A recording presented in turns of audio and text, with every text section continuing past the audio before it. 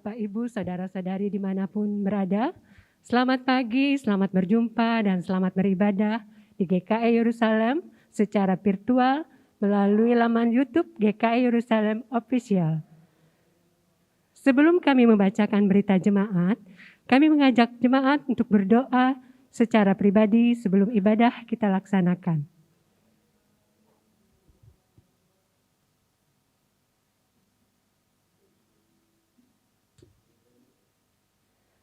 Berita jemaat ibadah. 1.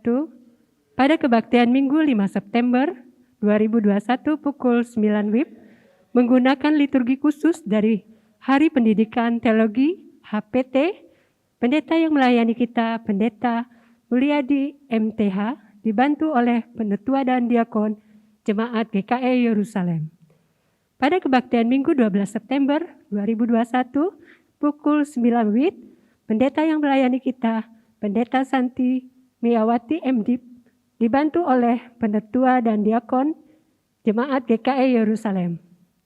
Berdasarkan hasil Sinode Umum ke-24 GKI tanggal 6 sampai 9 Juli 2021 di Kuala Kurun dan berdasarkan surat MPH Sinode GKI nomor 277 garing MPHS strip GKE garing U.I garing 8 garing 2021 tanggal 8 Agustus diberitahukan bahwa penggunaan nama Badan Pekerjaan Harian BPH baik di tingkat jemaat, resort maupun sinode tidak berlaku lagi dan diganti dengan nama Majelis Pekerja Harian atau MPH. Demikian untuk diketahui bersama. 4. Majelis Pekerja Harian GKI Yerusalem menghimbau kepada warga jemaat GKI Yerusalem kiranya berkenan mengumpulkan dan menyerahkan A. Kolekte ibadah mandiri hari Minggu, B. Persembahan syukur bulanan, HUT kelahiran dan pernikahan dan lainnya kepada Bendahara MPH Jemaat GKI Yerusalem setiap jam kerja. Bagi warga jemaat yang berhalangan menyampaikan kolekte ibadah mandiri hari Minggu dan persembahan syukur tersebut, maka dapat menghubungi petugas atau pelayan yang tunjuk MPH yaitu Penetua Parulian Aritonang, nomor HP 0813 4805 3288. Petugas pelayan tersebut akan mengambil ke rumah-rumah jemaat setiap hari Senin, Selasa, Rabu. Demikian himbauan ini disampaikan.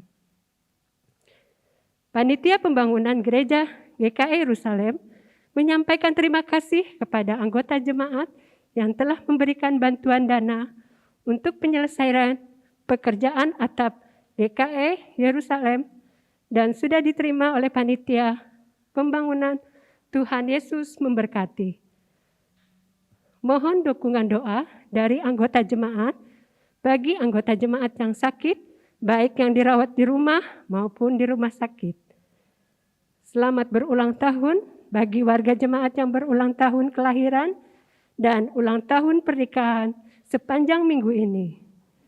Majelis GKI Yerusalem mengucapkan terima kasih kepada anggota jemaat yang beribadah di rumah pada pagi hari ini.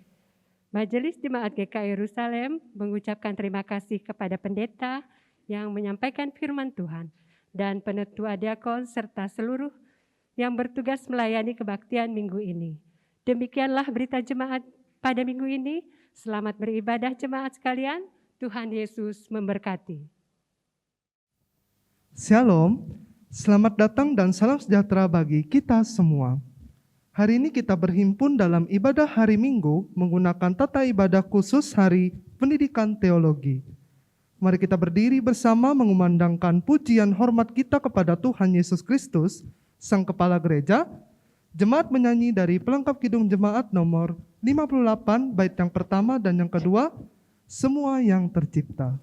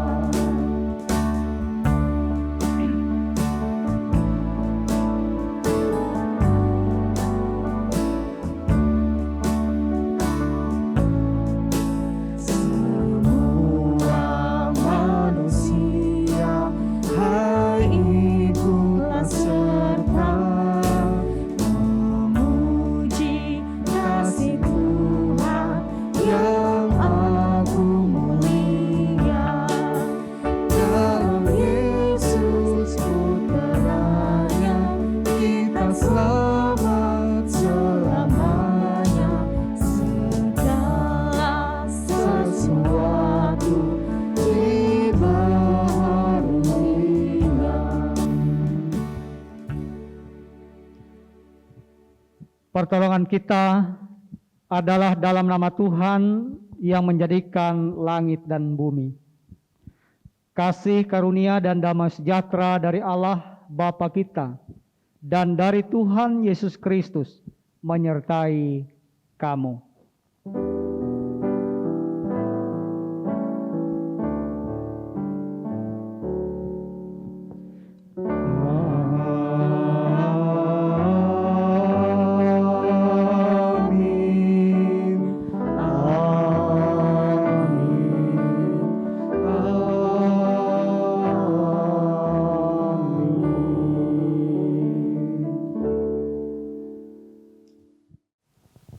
Jemaat menyanyi dari pelengkap Kidung Jemaat nomor 41, bait yang pertama sampai yang bait yang ketiga, Ku datang kepadamu, bait yang pertama laki-laki, bait yang kedua perempuan, dan bait yang ketiga bersama-sama.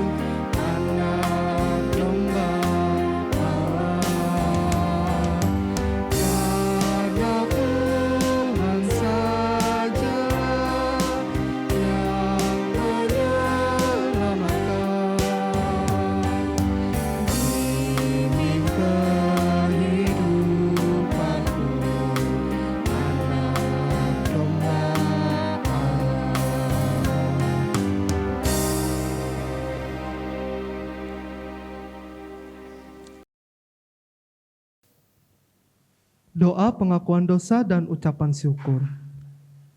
Marilah kepada sidang jemaat sekalian kita bersatu di dalam doa untuk mengaku dosa kita dan mengucap syukur kepada Tuhan, dan kita mengucapkannya secara litani.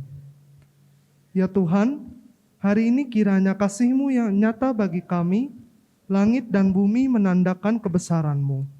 Alam semesta menyanyikan kemuliaan nama-Mu. Terpujilah Engkau Sang Pencipta dan Pemelihara. Ampunilah kami yang sering lupa untuk memelihara ciptaan-Mu. Bersihkanlah aku seluruhnya dari kesalahanku, dan tahirkanlah aku dari dosaku. Bumi sering berduka, tanah menderita oleh berbagai ulah kami. Air tercemar dan pepohonan bertumbangan. Sering kami tak terpikirkan penderitaan mereka. Bersihkanlah aku seluruhnya dari kesalahanku, dan tahirkanlah aku dari dosaku. Jika kami mengingat kasih dan pengorbanan-Mu, ketika Engkau menciptakan semesta, Engkau berfirman bahwa semua ciptaan-Mu baik. Sungguh kami menaruh hormat kami kepadamu selama-lamanya. Ampunilah kami, ya Tuhan, Sang Pencipta dan Pemelihara semesta, kepadamu kami bersyukur atas alam semesta ini. Amin. Pembacaan Alkitab. Marilah kita mendengar firman Allah yang diambil dalam Alkitab dari kitab Yesaya pasal 35 ayat 4 sampai ayat yang ke-7 dengan perikop keselamatan bagi umat Tuhan. Katakanlah kepada orang-orang yang tawar hati, kuatkanlah hati, janganlah takut. Lihatlah, Allahmu akan datang dengan pembalasan dan dengan ganjaran Allah. Ia sendiri datang menyelamatkan kamu. Pada waktu itu mata orang-orang buta akan dicelikkan dan telinga orang-orang tuli akan dibuka. Pada waktu itu orang lumpuh akan melompat seperti rusa, dan mulut orang bisu akan bersorak-sorai, sebab mata air memancar di padang gurun. Tanah pasir yang hangat akan menjadi kolam, dan tanah kersang menjadi sumber-sumber air. Di tempat serigala berbaring akan tumbuh tebu dan pandan. Sedemikian pembacaan Alkitab pada hari ini. Setiap orang yang mendengar perkataanku ini dan melakukannya, ia sama dengan orang-orang yang bijaksana dan mendirikan rumahnya di atas batu. Matius pasal 7 ayat yang ke-24. Jemaat menyanyi dari pelengkap Kidung Jemaat nomor 308, Yesus terangmu pelita hatiku.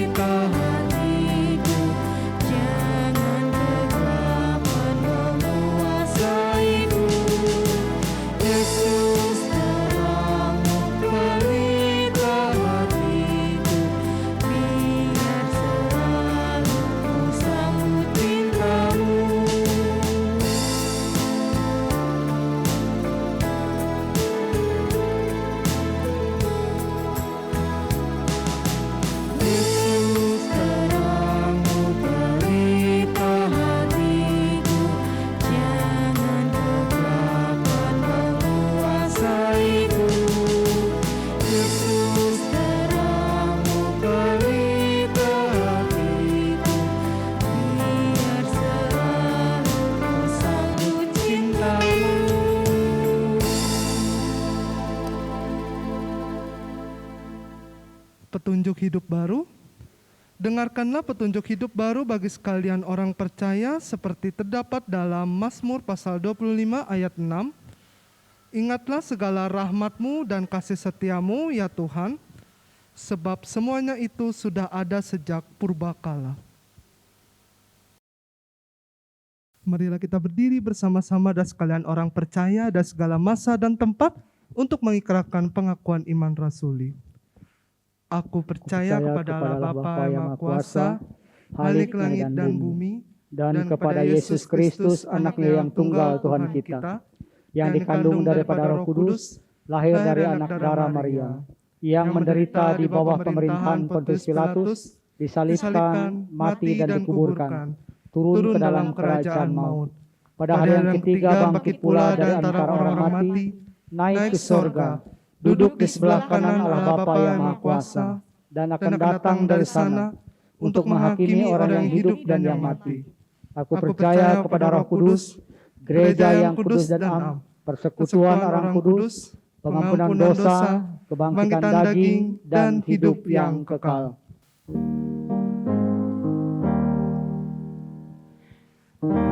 Haleluya,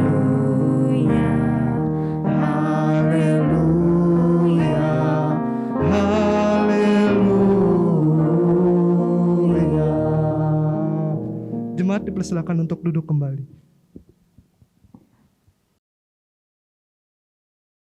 Baik, saudara-saudara, sebelum kita mendengarkan kebenaran firman Tuhan, mari kita memohon kuasa Roh Kudus memimpin kita untuk memahami kebenaran firman-Nya. Mari kita berdoa. Allah yang Maha Kuasa, sumber hikmat pengetahuan bagi setiap kami. Di dalam nama dan kuasa-Mu kami memohon. Penuhilah hidup kami dengan roh hikmat, buka pikiran kami, agar kami mengerti apa yang Tuhan maksudkan dalam pemberitaan firman ini. Kami berdoa memohon di dalam nama dan kuasa Tuhan Yesus Kristus. Amin. Dasar pemberitaan firman Tuhan untuk kita pada hari ini, hari Minggu 5 September 2021, dari Yakobus pasal 2 ayat 1 sampai ayat yang ke-10 dengan judul perikop jangan memandang muka. Saudara-saudaraku, sebagai orang yang beriman kepada Yesus Kristus, Tuhan kita yang mulia, janganlah iman itu kamu amalkan dengan memandang muka. Sebab jika ada seorang masuk ke dalam kumpulanmu dengan memakai cincin emas dan pakaian indah, dan datang juga seorang miskin ke situ dengan memakai pakaian buruk, dan kamu menghormati orang yang berpakaian indah itu, dan berkata kepadanya, silakan Tuan duduk di tempat yang baik ini. Sedang kepada orang yang miskin itu kamu berkata, berdirilah di sana, atau duduklah di lantai ini dekat tumpuan kakiku. Bukankah kamu telah membuat pembedaan di dalam hatimu dan bertindak sebagai hakim dengan pikiran yang jahat? Dengarkanlah, hai saudara-saudara yang kukasihi. Bukankah Allah memilih orang-orang yang dianggap miskin oleh dunia ini untuk menjadi kaya dalam iman dan menjadi ahli waris kerajaan yang telah dijanjikannya kepada barang siapa yang mengasihi Dia? Tetapi kamu telah menghinakan orang-orang miskin. Bukankah justru orang-orang kaya yang menindas kamu dan yang menyeret kamu ke pengadilan? Bukankah mereka yang menghujat nama yang mulia, yang olehnya kamu menjadi milik Allah? Akan tetapi, jikalau kamu menjalankan hukum utama yang tertulis dalam kitab suci, kasihilah sesamamu manusia seperti dirimu sendiri. Kamu berbuat baik.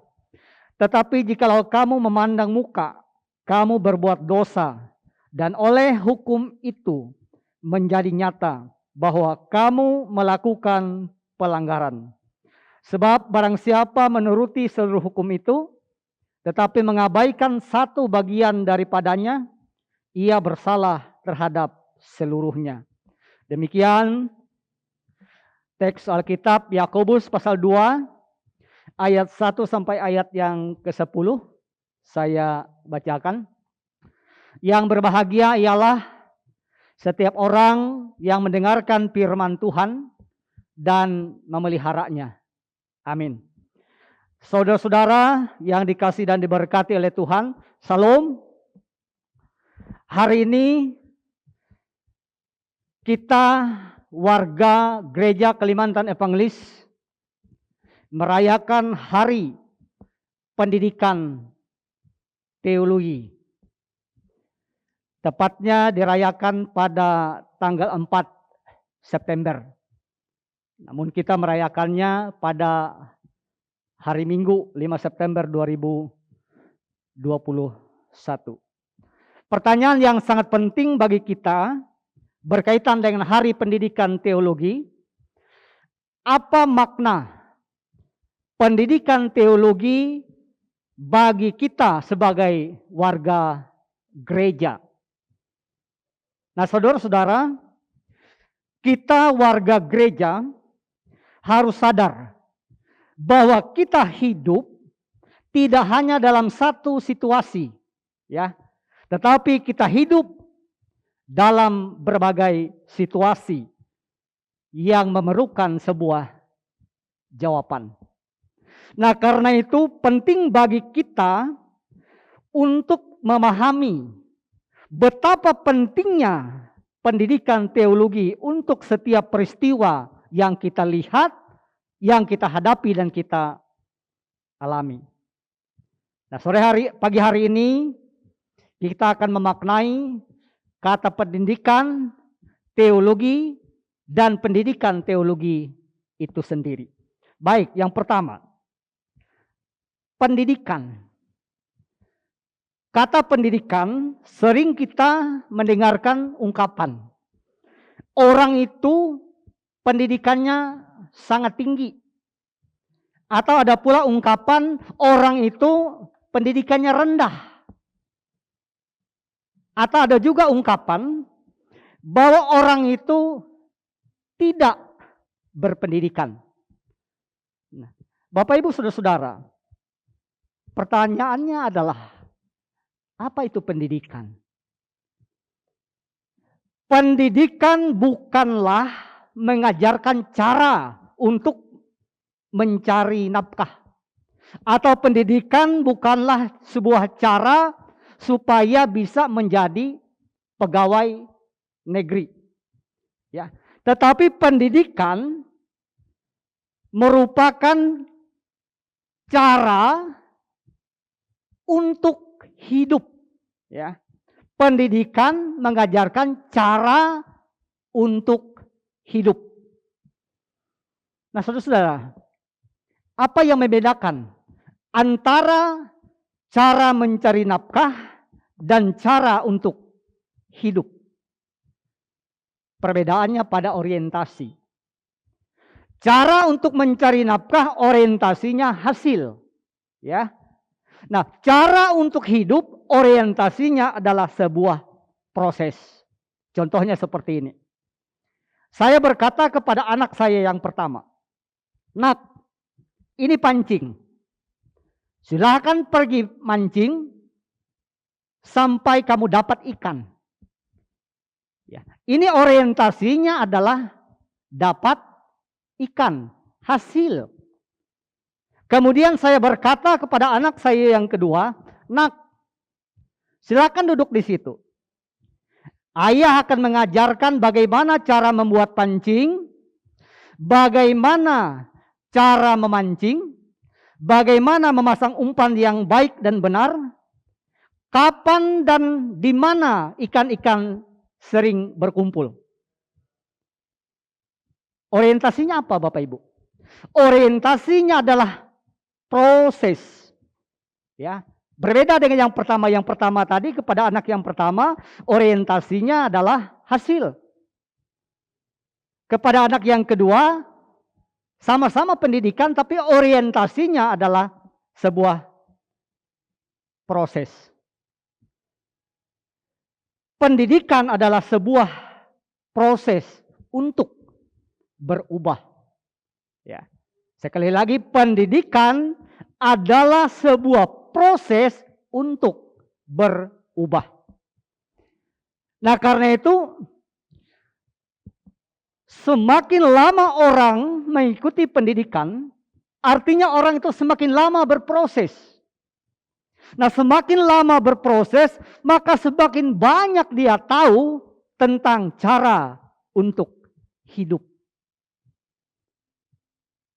Bapak Ibu Saudara-saudara, dalam teks Alkitab yang saya bacakan dari Yakobus pasal 2 ayat 1 sampai ayat yang ke-10, Rasul Yakobus mengajarkan tentang cara hidup berjemaat yang benar, ya. Cara hidup berjemaat yang benar. Cara hidup berjemaat yang benar itu seperti apa? Dalam teks itu, cara hidup berjemaat yang benar adalah jangan memandang muka. Judul perikopnya kan jangan memandang muka. Apa artinya jangan memandang muka? Jangan memandang muka itu artinya jangan pilih kasih. Nah, lalu pertanyaannya, apakah memang ada dalam kehidupan bergereja pilih-pilih kasih? Ada. Itu yang dilihat, itu sebuah kenyataan yang dilihat oleh Rasul Yakobus. Ya, ada pilih kasih. Dikatakan ada dalam ayat yang kedua, ada warga jemaat yang datang ke gereja pakai cincin, pakai pakaian yang indah. Lalu itu dipersilakan, silakan duduk di tempat yang bagus ini.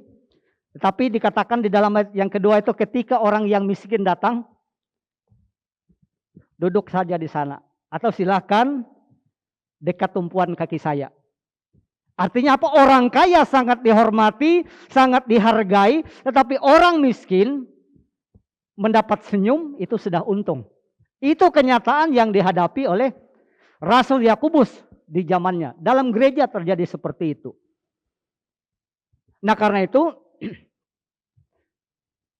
seorang bapak gereja yang bernama Clemens dari Alexandria, Mesir, menegaskan kepada warga gereja, kalau pergi ke gereja jangan pakai cincin emas. Boleh pakai cincin tapi satu. Dan itu pun harus dipakai di jari kelingking dan menyimbolkan kekristenan. Cincin yang menyimbolkan kekristenan itu gambar salib, gambar ikan, ya, gambar burung merpati. Karena pada zaman Rasul Yakobus itu, orang ke gereja, orang kaya itu pakai cincin bukan hanya satu atau dua, tetapi semua jari ini diisi, Pak. Dari jari kelingking, jari manis, kecuali tengah, telunjuk, ibu jari, sama sebelah kanannya. Mulai jari ibu jari, jari telunjuk, jari tengah tidak diisi, lalu jari manis, jari kelingking. Dan satu jari itu bisa 2 sampai 3 cincin emas. Itu zaman Rasul Yakobus. Nah, orang-orang yang seperti itu oleh para pengurus gereja dipersilakan ayo duduk di tempat yang baik ini. Sangat dihormati, sangat dihargai. Nah, makanya bapak gereja yang bernama Clement dari Alexandria itu pada waktu itu menegaskan di zamannya, katanya ke gereja tidak boleh pakai cincin emas. Kalau memang harus, pakailah satu. Dan itu pun harus di jari kelingking. Itu maksudnya supaya di dalam gereja tidak ada perbedaan yang sangat mencolok. Nah, karena itu cara hidup berjemaat yang benar menurut Rasul Yakobus, jangan memandang muka atau jangan pilih kasih. Sesungguhnya Bapak Ibu, Tuhan Yesus tidak membenci orang-orang kaya. Dan Tuhan Yesus tidak membenci yang namanya kekayaan. Karena ada muridnya yang kaya, maka mayat Tuhan Yesus bisa dikubur. Siapa nama murid Tuhan Yesus yang kaya? Yusuf dari Arimatea. Coba kalau tidak ada murid yang kaya, mayat Yesus tidak bisa dikubur. Ya, tapi karena ada yang kaya. Nah, itu artinya orang kaya diperlukan dalam sebuah persekutuan dalam kehidupan berjemaat. Dan Yesus juga memerlukan uang dalam tugas pelayanannya. Apa buktinya? Tuhan Yesus memerlukan uang. Dia mengangkat satu orang bendahara. Siapa bendahara Tuhan Yesus? Yudas Iskariot. Adanya bendahara itu menandakan bahwa dalam tugas pelayanan Yesus, ia memerlukan bendahara dan memerlukan uang. Nah, jadi pesannya adalah Tuhan Yesus sendiri tidak benci kepada orang kaya dan tidak benci kepada kekayaan. Jadi bagi saudara-saudara yang kaya dari segi materi, jangan risih. Tuhan tidak benci kepada kekayaan, tidak benci kepada orang-orang kaya. Yang dibenci oleh Tuhan adalah ketika orang kaya merendahkan dan menghina orang-orang yang miskin. Itu yang tidak disukai oleh Tuhan. Nah, kita lihat lagi cara hidup yang lain, cara hidup yang benar dalam kehidupan berjemaat. Ya, selain kata Rasul Yakobus jangan memandang muka, pernyataan Rasul Petrus dalam Kisah Para Rasul pasal 10 ayat yang ke-34. Kata Rasul Petrus, sesungguhnya aku telah mengerti bahwa Allah tidak membedakan orang. Jadi jelas Allah tidak membedakan orang. Kemudian di dalam Roma pasal 2 ayat yang ke-11 dengan tegas jelas dikatakan, sebab Allah tidak memandang bulu. Apa artinya kalau Allah tidak memandang bulu? Artinya Allah adil dalam tindakannya, Allah adil di dalam kasihnya. Sebagaimana ia menciptakan matahari. Matahari berlaku untuk semua umat ciptaannya. Termasuk juga untuk alam semesta ini. Tumbuh-tumbuhan dan seterusnya. Tidak ada pengecualian. Adil dalam tindakannya, adil di dalam kasihnya. Nah, itu cara hidup yang benar yang diajarkan oleh Allah. Allah tidak membedakan orang.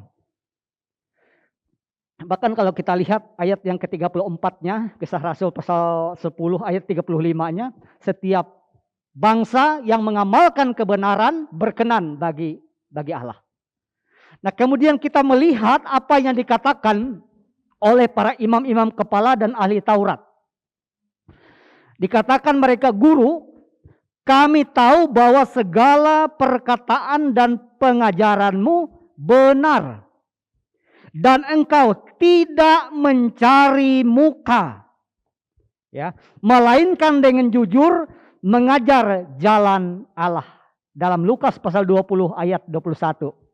Jelas dikatakan, dalam rangka mengajar tentang jalan Allah, Tuhan Yesus mengajarkan hal yang benar dan tidak mencari muka. Mencari muka istilah lain dari penjilat. Dan biasa yang dijilat itu bukan orang-orang hina, orang-orang miskin, orang-orang tertindas, tapi yang dijilat itu selalu orang yang di atas. Nah, Tuhan Yesus mengajarkan jalan Tuhan tanpa pilih-pilih kasih. Tanpa tujuan. Tujuan supaya orang mendengarkan pengajaran saya senang. Saya harus bumbu-bumbu sedikit. Tidak. Ia mengajarkan jalan Allah dikatakan. Itu Lukas pasal 20 ayat 21. Nah, itu Bapak Ibu kekasih dalam Tuhan. Cara hidup yang benar dalam kehidupan berjemaat. Nah, baik. Yang kedua kita akan maknai kata teologi. Kalau yang itu tadi penjelasan dalam arti kata pendidikan. Nah, teologi. Apa itu teologi? Teologi bukanlah hanya sebuah makna yang lahir dari dua kata, theos dan logos. Ya. Teologi bukan hanya sekedar ilmu yang dapat dipelajari dengan metode tertentu. Tetapi teologi sebagai sebuah aktivitas. Ya. Teologi adalah sebuah aktivitas. Yaitu dialog atau percakapan dengan Tuhan dalam rangka mencari dan memberi arti terhadap setiap peristiwa yang terjadi dari perspektif kehendak Tuhan. Itu arti teologi. Ya. Sekali lagi saya menegaskan arti teologi. Teologi adalah sebuah aktivitas, ya, yaitu dialog atau percakapan kita secara pribadi dengan Tuhan dalam rangka mencari dan memberi arti terhadap setiap peristiwa yang terjadi dari perspektif kehendak Tuhan. Contoh, sekarang kita sedang berada di tengah pandemi COVID-19. Kalau tidak dengan cara berteologi, maka kita akan buru-buru mengatakan ini hukuman Tuhan. Ya, saya katakan, jangan terburu-buru kita mengatakan bahwa setiap peristiwa yang menyakitkan umat ciptaan Tuhan, lalu kita mengatakan ini hukuman Tuhan. Coba kita berteologi dulu. Teologi tadi apa? Dialog, percakapan dengan Tuhan untuk mencari dan menemukan sebuah makna dari peristiwa yang terjadi dari perspektif kehendak Tuhan. Lalu nanti akan muncul pertanyaan teologis. Nah, lalu pandemi COVID-19. Kita berdialog, bercakap dengan Tuhan secara pribadi. Ya. Lalu muncul pertanyaan teologis. Pertanyaan teologisnya seperti apa? Pertanyaan teologisnya adalah, apa kehendak Tuhan yang harus saya lakukan dalam situasi yang serba sulit saat ini? Atau kehendak Tuhan yang seperti apa yang harus aku lakukan di masa-masa pandemi COVID-19 ini? Itu namanya pertanyaan teologis. Jadi kita tidak buru-buru mengatakan bahwa peristiwa ini adalah hukuman dari Tuhan. Tetapi kita bertanya dengan pertanyaan teologis. Kehendak Tuhan yang seperti apa yang harus saya lakukan dalam situasi seperti ini? Nah, saudara-saudara, kalau berteologi adalah sebuah aktivitas untuk memaknai setiap peristiwa yang terjadi dari perspektif kehendak Tuhan, maka berteologi bukan hanya urusan para pendeta. Berteologi bukan hanya kegiatan mahasiswa-mahasiswi teologi, tetapi menjadi kegiatan semua umat yang percaya kepada Tuhan. Ya. Berteologi sekali lagi menjadi kegiatan semua umat yang percaya kepada Tuhan. Nah, mengapa harus semua umat? Karena semua umat harus memberi makna terhadap peristiwa yang terjadi, yang ia alami dalam hidupnya. Nah, saudara yang kekasih dalam Tuhan, pertanyaan selanjutnya, pendidikan teologi, apa maknanya bagi hidup saudara dan saya? Pendidikan teologi tidak mengajarkan para pendeta dan warga jemaat, para mahasiswa untuk menghafal ajaran-ajaran. Pendidikan teologi tidak mengajarkan untuk menghafal teologi para teolog yang terkenal. Pendidikan teologi tidak mengajarkan untuk menghafal ayat Alkitab dari Kejadian sampai Wahyu.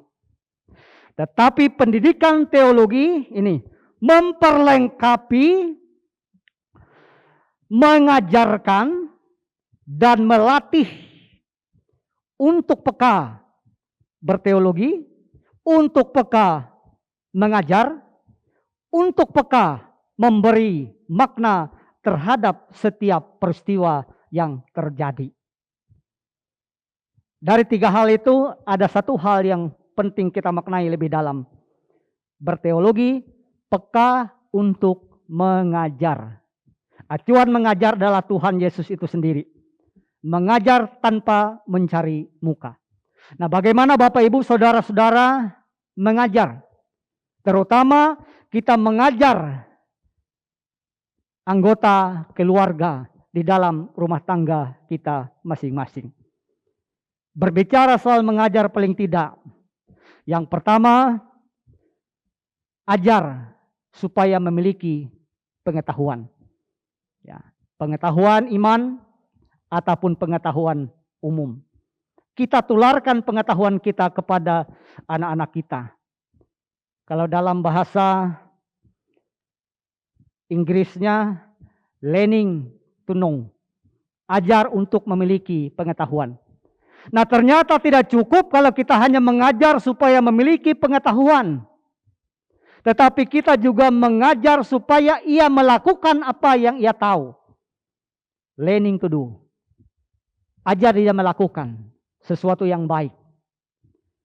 Nah, learning to do tidak cukup. Tetapi kita juga sadar bahwa kita hidup di Indonesia ini, hidup dalam masyarakat yang heterogen. Masyarakat yang majemuk dalam sebuah kebinekaan. Nah, karena itu sejak kecil kita mengajarkan kepada orang-orang yang ada di sekitar kita, anak-anak kita, untuk learning to live together. Ajar untuk hidup dalam sebuah kebersamaan. Kita hidup dalam sebuah masyarakat yang heterogen, dalam sebuah perbedaan. Kita tidak mengajarkan anak-anak kita supaya orang harus sama dengan kita, atau kita harus sama dengan orang lain. Tuhan suka dengan perbedaan. Apa buktinya Tuhan suka dengan perbedaan? Tuhan ciptakan laki-laki dan perempuan. Berbeda. Itu menunjukkan bahwa Tuhan suka perbedaan. Saya dengan Pak Kibo diciptakan Tuhan sama laki-laki. Betul Pak ya? Tapi tidak sama. Berbeda. Anak kembar pun pasti ada perbedaannya. Itu menunjukkan bahwa Allah suka akan perbedaan.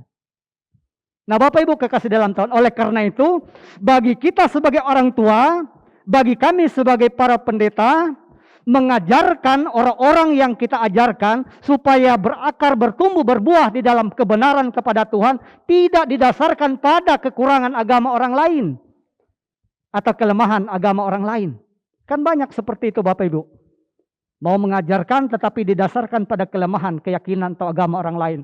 Tetapi mengajar anak-anak, biarlah diajar atas berteologi, berdialog, atas percakapan dengan Tuhan. Bukan atas kelemahan, kepercayaan orang lain. Kita urus keyakinan kita masing-masing. Jangan campur aduk dengan keyakinan orang lain.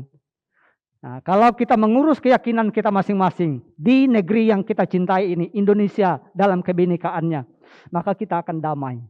Ya, sekali lagi, mengajar untuk hidup dalam sebuah perbedaan, learning to live together. Dan yang keempat, terakhir, kalau kita mengajar, selain mengajar supaya berpengetahuan, melakukan pengetahuannya, hidup dalam sebuah kebersamaan, ajar agar memiliki pribadi yang baik. Learning to good person. Ajar supaya dia punya akhlak yang mulia, bermartabat baik. Kalau 4 hal itu kita praktekkan dan ajarkan dalam kehidupan kita, terutama di lingkup keluarga, maka negeri ini akan damai, sejahtera. Ya. Keluarga yang sehat menjadi cikal bakal Indonesia yang sehat. Tuhan memberkati Ibu Bapak, Saudara-saudara. Selamat merayakan Hari Pendidikan GKE. Salam.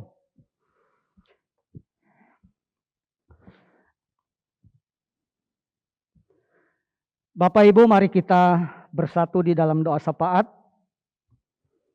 Kita berdoa untuk MPH, Majelis Sinode GKE periode yang baru, perkuliahan di STT GKE Banjarmasin dalam masa pandemi, kemudian ada mahasiswa yang PPL dan PPG. Kita juga berdoa untuk pendanaan baik di STT GKE di Banjarmasin ataupun di STKAWI di Pontianak. Kemudian kita akhiri dengan doa Bapa kami. Mari kita berdoa. Bapa di surga, Bapa di dalam Tuhan Yesus, terima kasih Tuhan sudah melawat kami dengan kebenaran firman-Mu. Kemampuan kami untuk memaknai, lebih-lebih melakukan apa yang Tuhan mau, sungguh terbatas adanya. Namun kami berkeyakinan, ketika Tuhan berkenan membuka pikiran kami, maka kami pasti mengerti dan dimampukan untuk melakukan apa yang Tuhan mau dalam kata dan perbuatan kami. Bapa di surga, terima kasih kami diperkenankan untuk merayakan Hari Pendidikan Teologi. Dengan teologi akan menuntun arah hidup kami, berkenan bagi Tuhan. Dengan teologi memungkinkan kami untuk mencari dan memaknai setiap peristiwa yang terjadi dan kami alami dari perspektif kehendak Tuhan, dan memunculkan pertanyaan teologis, kehendak Tuhan yang seperti apa yang harus kami lakukan dalam setiap peristiwa kejadian yang kami lihat, bahkan kami alami. Terima kasih Bapa di surga atas pengajaran-Mu untuk setiap kami pada hari ini. Bapa di surga, Bapa di dalam Tuhan Yesus, kami berdoa untuk majelis pekerja harian, majelis sinode GKI Banjar yang ada di Banjarmasin, periode yang baru. Kami memohon, berkenan Tuhan memperlengkapi dengan roh hikmat, kepandaian yang datang daripada Tuhan. Dan mereka tetap sehat selamat dalam pemeliharaan Tuhan. Sehingga mereka dapat menjalankan tugas tanggung jawab mereka untuk mengerjakan pekerjaan Tuhan di tingkat majelis sinode.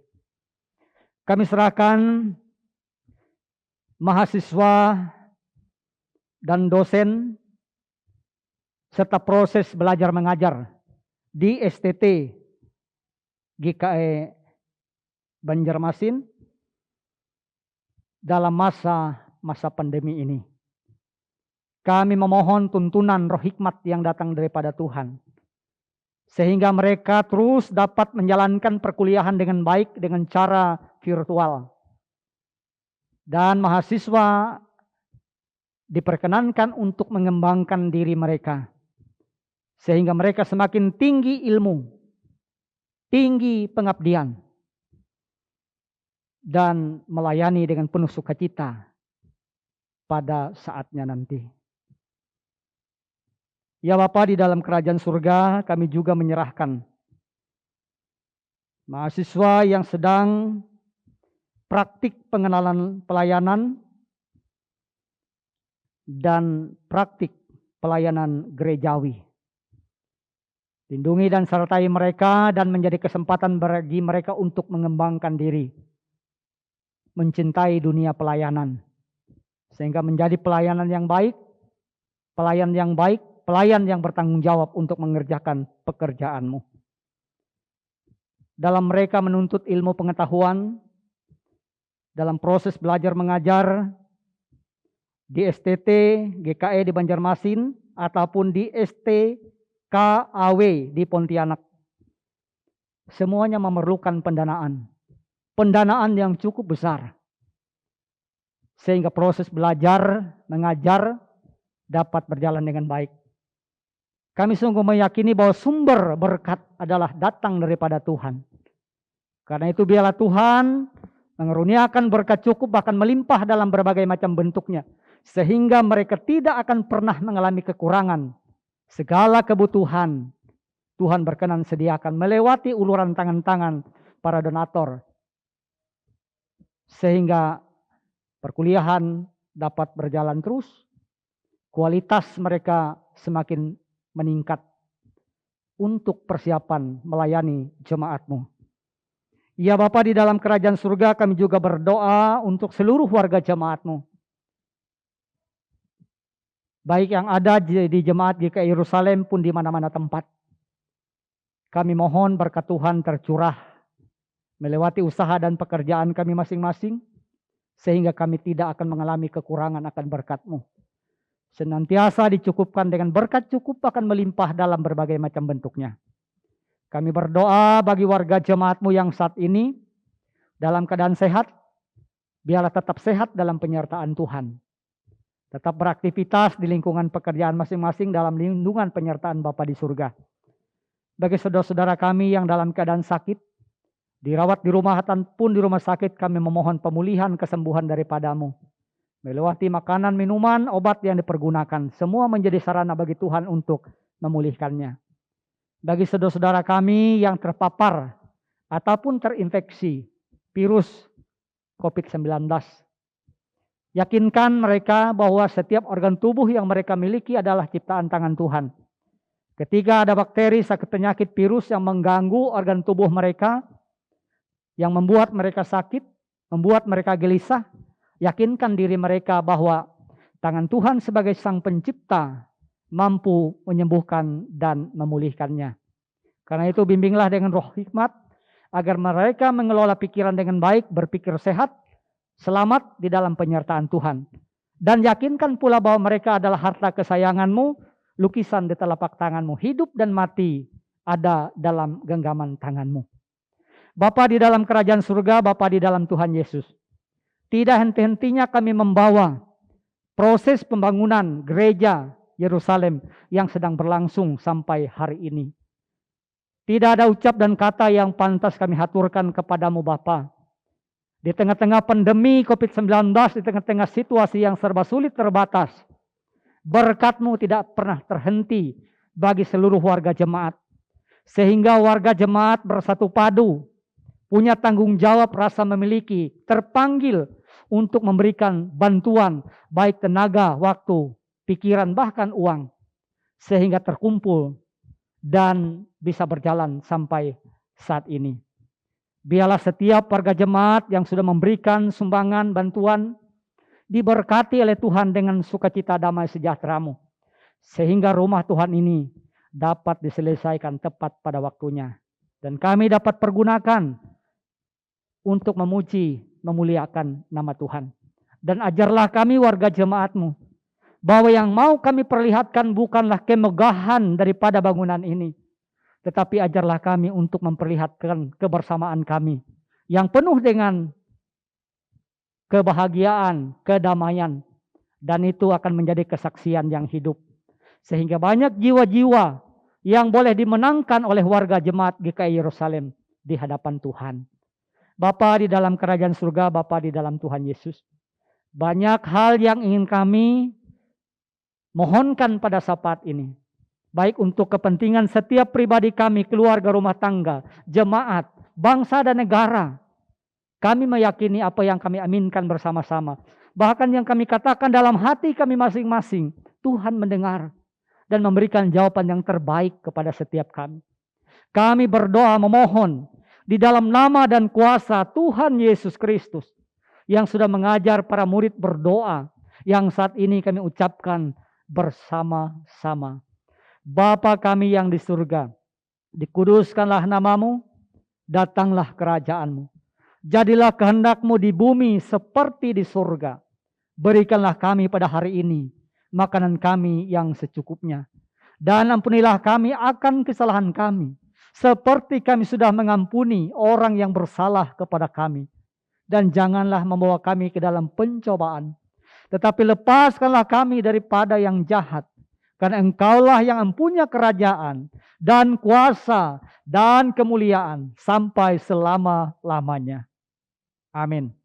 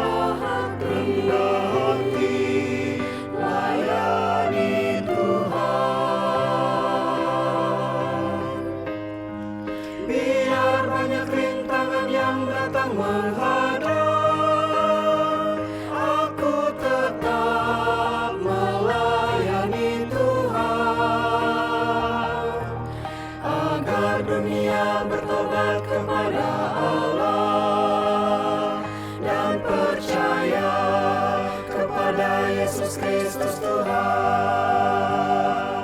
Aku melayani Tuhan dengan segala rendah hati, layani Tuhan. Aku melayani Tuhan dengan segala rendah hati, layani Tuhan, layani Tuhan, layani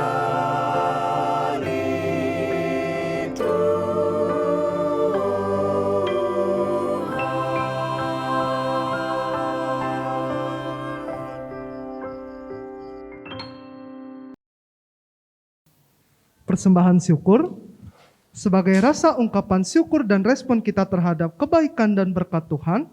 Mari kita persembahkan persembahan syukur yang terbaik kepada Tuhan. Adapun nas pengantar untuk kita pada hari ini terambil dari Mazmur pasal 96 ayat 8-9 yang berbunyi demikian. Berilah kepada Tuhan kemuliaan namanya, bawalah persembahan dan masuklah ke pelatarannya. Sujudlah menyembah kepada Tuhan dengan berhiaskan kekudusan, gemetarlah di hadapannya, hai segenap bumi. Baiklah kepada sidang jemaat sekalian, mari kita bersatu di dalam doa untuk mengumpulkan persembahan kita. Mari kita bersatu di dalam doa. Terpujilah Engkau ya Allah Bapa kami yang bertata dalam kerajaan sorga. Kami kembali datang ke hadirat-Mu ya Tuhan. Dan jikalau pada saat ini kami ingin mengumpulkan sebagian dari apa yang kami dapatkan di dunia ini ya Tuhan, tolong Kau berkati persembahan-Mu ini ya Tuhan, agar persembahan-Mu dapat berbuah manis di hadapan-Mu ya Tuhan, dan juga berkatilah jemaat-Mu yang akan mengumpulkan persembahan ini ya Tuhan. Di dalam anak-Mu Yesus Kristus kami berdoa dan mengucap syukur. Amin. Baiklah, sementara persembahan syukur dikumpulkan, jemaat menyanyi dari pelengkap kidung jemaat nomor 55 bait yang pertama dan yang kedua, hai puji namanya.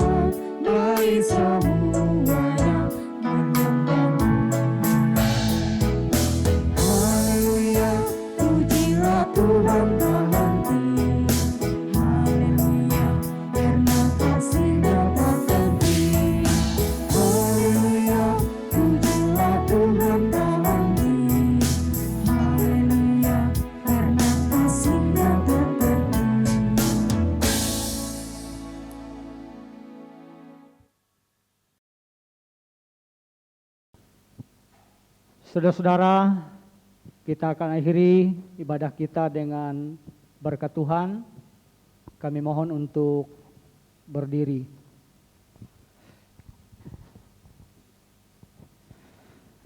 Jemaat yang dikasihi Tuhan, pergilah dalam kasih Tuhan. Jadilah saksi Tuhan dengan bersikap adil bagi sesama dan seluruh ciptaan. Terpujilah Tuhan kini dan selamanya. Terimalah berkat Tuhan dengan penuh sukacita, dengan hati yang bersyukur. Kasih karunia Tuhan Yesus Kristus dan kasih Allah dan persekutuan Roh Kudus menyertai kamu sekalian. Amin,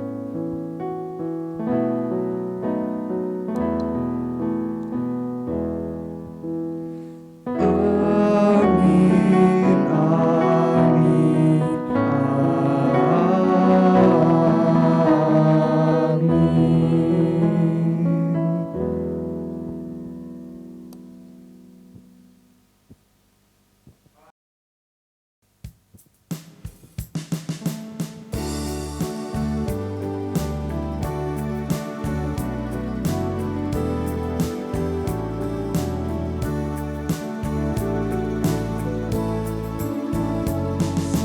Kata yang terbaik memberikan kepada Yesus Tuhanmu.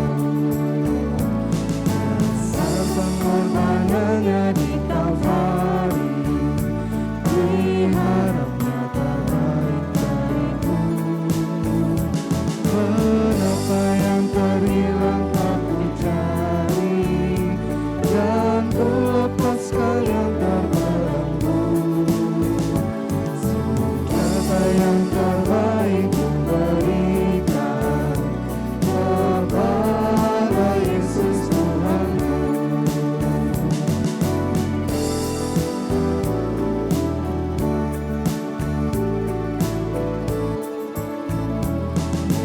Begitu banyak waktu yang terluang, sedikit ku beri baginya. Sebab kurang kasihku pada Yesus, mungkinkah hancur belah hatinya. Berapa yang terhilang telah ku cari, dan ku lepaskan yang terbelenggu. Senjata yang terbaik